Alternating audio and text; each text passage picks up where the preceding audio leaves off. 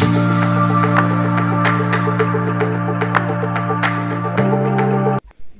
दोस्तों, आज हम जिस टॉपिक के बारे में बात करने वाले हैं वे हैं फाइनेंशियल ईयर और असेसमेंट ईयर। जब आप आईटीआर फॉर्म भरते हैं तो आपसे सिर्फ असेसमेंट ईयर चुनने को कहा जाता है, जबकि इस आईटीआर फॉर्म में जितने भी डॉक्यूमेंट का उल्लेख करना होता है उन सब में फाइनेंशियल ईयर दर्ज होता है, जैसे कि TDS form, form 16A, form 26AS, capital gain आदि।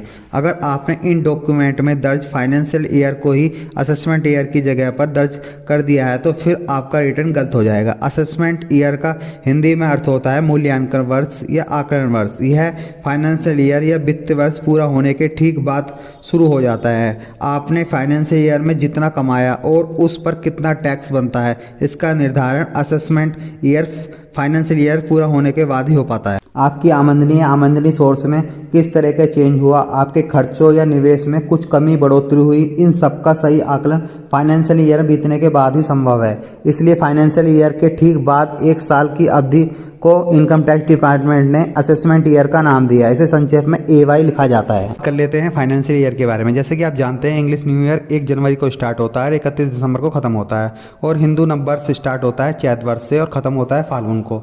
और जैसे उर्दू का नया साल 1 मुहर्रम से शुरू होता है और ख़त्म होता है जिलहज्जा को, उसी तरह से बिजनेस करने वाले लोगों का या फिर बिजनेस से जुड़े लोगों का भी एक नया साल होता है। वह नया साल 1 अप्रैल को शुरू होता है और 31 मार्च को ख़त्म होता है। जैसे कि अब 2023 चल रहा है, इस साल फाइनेंशियल ईयर 1 अप्रैल 2023 को स्टार्ट हुआ और ख़त्म होगा 31 मार्च 2024 को। तो 2023 और 2024 को मिलाकर फाइनेंशियल ईयर बनेगा 2023 और 24। अब व्यापार में जो भी ट्रांजैक्शन या लेन देन होगा वो 1 अप्रैल से काउंट किए जाते हैं, ना कि 1 जनवरी से। एग्जाम्पल के लिए कोई हमसे पूछे कि पिछले साल कितनी सेल हुई, तो मैं उसे 1 जनवरी से 31 दिसंबर नहीं बताऊंगा, बल्कि 1 अप्रैल से 31 मार्च तक का बताऊंगा।